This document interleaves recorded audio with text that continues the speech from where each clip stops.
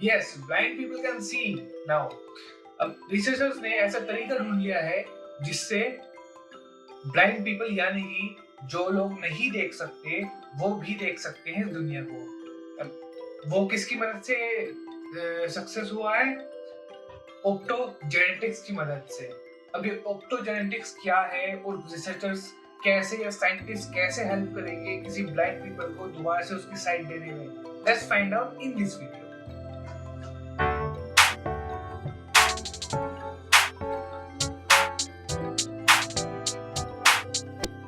NY times में यानी कि न्यूयॉर्क टाइम्स में एक आर्टिकल पब्लिश हुआ with a new kind of gene therapy scientists partially restore a blind man's sight। मतलब कि जीन थेरेपी की हेल्प से किसी ब्लाइंड मैन की साइट को वापस रिस्टोर करा गया और ये आर्टिकल नेचुरल मेडिसिन जर्नल में भी पब्लिश हुआ।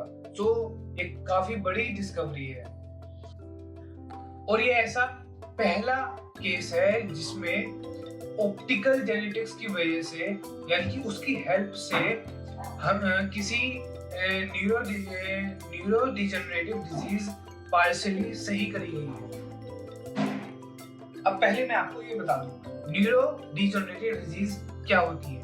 न्यूरो डिजेनरेटिव डिजीज वो होती है जो न्यूरॉन यानी कि जो हमारी ब्रेन सेल्स होती हैं वो वर्क करना बंद कर दें या डैमेज हो जाए, उनकी वजह से जो डिजीज उनके डैमेज होने की वजह से जो डिजीज होती है उन्हें हम न्यूरो डिजेनरेटिव डिजीज कहते हैं। और रही बात ऑप्टोजेनेटिक थ्योरेपी की, ऑप्टोजेनेटिक थ्योरेपी वो होती है जिसमें हम ऑप्टिक्स प्लस जेनेटिक्स का यूज करते हैं ऑन द जेनेटिक लेवल। ये थ्योरेपी हम किसी भी जीन के लिए या फिर जीन को सही करने के लिए उससे रिलेटेड डिजीज को सही करने के लिए इस थेरेपी का यूज किया जाता है। पहले हम देखते हैं जीन्स क्या होते हैं। अब आपने क्लासेस में पढ़ा होगा 10th 11th 12th क्लास में जीन्स के बारे में पढ़ा होगा, बट लेट्स सी क्या होते हैं। जीन्स जैसे कि सेल बेसिक यूनिट होती है लाइफ की, वैसे ही gene basic unit gene physical और फंक्शनल बेसिक यूनिट होती है हेरिडिटी की। एंड जीन्स किससे मिलके बनी होती है? जीन डीएनए से मिलके बनी हुई होती है, मतलब कि डीएनए मिलकर जीन बनाता है। अब जीन से बनते हैं फिर क्रोमोसोम्स।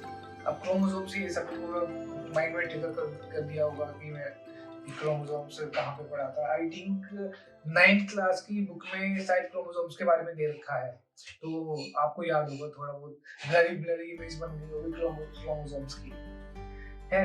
अब अगर मैं आपको बताऊं हमारी बॉडी में लगभग जो अभी तक पता चला है वो 20,000 से लेके 25,000 तक जीन पाए जाते हैं। एंड इन जीन्स में जो डीएनए होता है, डीएनए की जो लंबाई होती है, लेंथ होती है, वो लगभग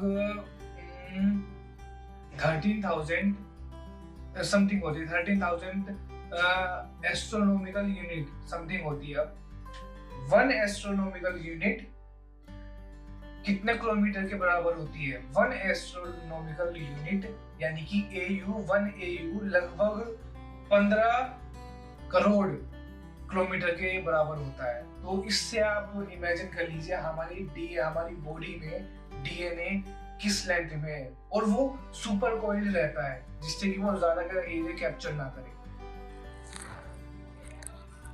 तो ये था डीएनए के बारे में एक बहुत ही ज्यादा इंटरेस्टिंग फैक्ट। यानी कि अगर हम डीएनए की लेंथ देखें तो हम अर्थ से लेके सन तक 70 ट्रिप्स लगा सकते हैं एंड रिटर्न भी आ सकते हैं। अब हम आते हैं जीन थेरेपी पे। जीन थेरेपी क्या है?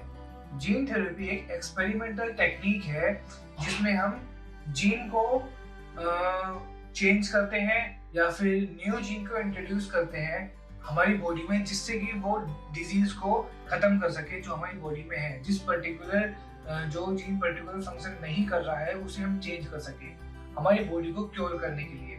तो ये हो गई जीन थेरेपी। अब एक जीन एडिटिंग भी होती है। जीन एडिटिंग और जीन थ्योरी में काफी बड़ा डिफरेंस है। जीन थेरेपी में हम न्यू जीन इंट्रोड्यूस करते हैं बॉडी में। जीन एडिटिंग में हम जो जीन पे वर्क करना है उस जीन की स्लाइसिंग, पेस्टिंग या एडिटिंग करते हैं, सिर्फ उसी जीन की। और थेरेपी में हम उस पूरे जीन को चेंज करते हैं।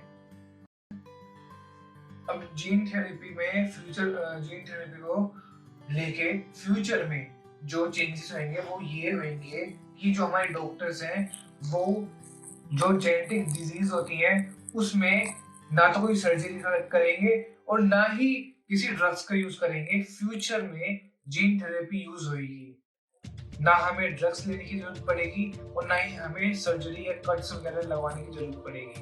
तो आगे आने वाले टाइम में जीन थेरेपी का बहुत ज्यादा स्कोप है।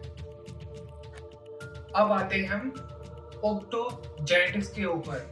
ऑप्टोजेनेटिक्स क्या है? ऑप्टोजेनेटिक्स एक तरह की जीन थेरेपी ही है, पर उससे इस टाइप की जीन थेरेपी में हम ऑप्टिक्स टेक्नोलॉजी और जेनेटिक इंजीनियरिंग दोनों का कंबाइंड यूज करते हैं। अब इसका यूज होता है किसी भी इन सिटू सेल को मॉनिटर करने में या फिर किसी ऑर्गन को मॉनिटर करने में। अब इन सिटू सेल्स क्या होते हैं? इन सिटू सेल्स वो होते हैं जो हमारी बॉडी के अंदर होते हैं, और इन वर्टो सेल्स वो होते हैं जो हमारी बॉडी के बाहर होते हैं। अब इन वर्टो फर्टिलाइजेशन के बारे में आपने सुना होगा, वो वही फर्टिलाइजेशन जो हमारी बॉडी के बाहर होता है।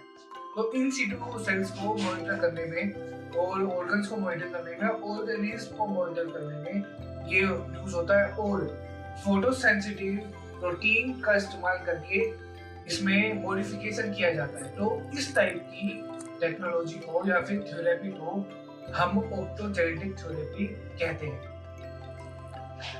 अब इस ऑप्टोजेनेटिक्स के बेसिकली 6 स्टेप्स हैं। पहला स्टेप, हम एक जीन को कंस्ट्रक्ट करेंगे।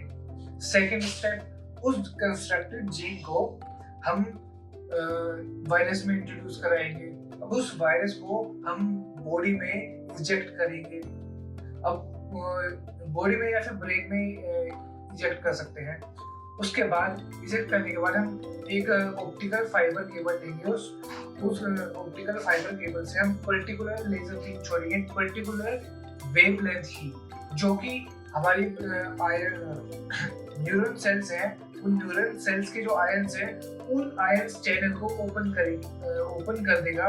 वो वायरस या वो कंस्ट्रक्टेड जीन उन आयन चैनल्स के थ्रू हमारे न्यूरॉन्स में इंट्रोड्यूस हो जाएगा। ऑप्टोजेनेटिक विजन रेस्टोरेशन। अब इसमें ये बात हो रही है कि इसमें हम जीन को ना तो एडिट करेंगे ना उसे म्यूटेट करेंगे। इसमें हम पूरे के पूरे न्यू जीन को इंट्रोड्यूस कराएंगे, जो कि हम बाहर कंस्ट्रक्ट करेंगे और इंजेक्ट कराएंगे हम वायरस के थ्रू। अब इस थेरेपी के बाद हमें गॉगल की जरूरत भी पड़ेगी, जो गॉगल ऑप्टिकल टेक्नोलॉजी की मदद से बनाया जाएगा, जो कि एक पर्टिकुलर वेवलेंथ को ही एक्सेप्ट करेगा।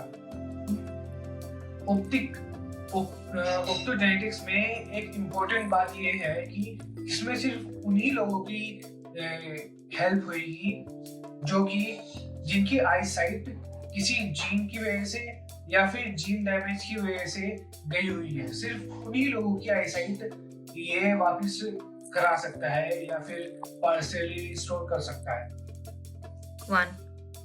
अब इसका प्रोसेस ये है कि जो रेटिना है, रेटिना को हम डिटैच करेंगे लेयर से, और किसकी हेल्प से? सलाइन सॉल्यूशन की हेल्प से। और डिटैच करने के बाद जो हमने जीन कंस्ट्रक्ट किया है, जो जीन पर्टिकुलर एरिया में मिसिंग है, वो जीन को बाहर कंस्ट्रक्ट करके जो कंस्ट्रक्ट किया है जीन, उसे इंट्रोड्यूस कराएंगे लाइट सेंसिंग सेल पे।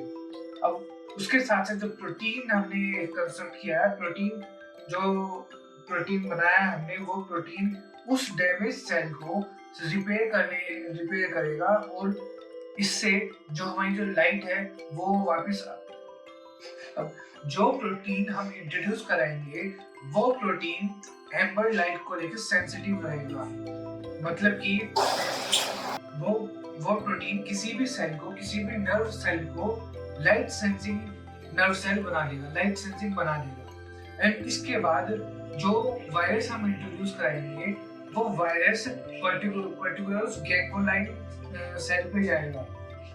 ये जो पूरा प्रोसेस है ये हेल्प करेगा कि गॉगल की मदद से कि जो एम्बर लाइट है वो इंट्रोड्यूस हो हमारी आईज में और हम ऑब्जेक्ट की इमेज बना सके अपने माइंड में। अब ये उसके बाद ये अगर लाइट फोटो रिसेप्टर्स के पास जाएगी और फोटो रिसेप्टर्स इलेक्ट्रिकल सिग्नल भेजेंगे गैंग्लियोलाइन सेल को और गैंग्लियोलाइन सेल सिग्नल भेजेगी ऑप्टिकल नर्व सेल्स को और ऑप्टिकल नर्व सेल्स वो सिग्नल पुश करेंगी ब्रेन तक जहाँ की हमारी इमेज वो फॉर्म होगी। और ये पूरा प्रोसेस होएगा सिर्फ मिली सेकेंड में, उससे भी कम। तो आई होप आपको ये टॉपिक समझ में आएगा और आपको समझ में आएगा कि साइंटिस्ट क्या करने की कोशिश कर रहे हैं या क्या उन्होंने अचीव कर लिया है। तो I hope you enjoy this video and find it more informative. So thank you and have a nice day. Please like, share and subscribe this video.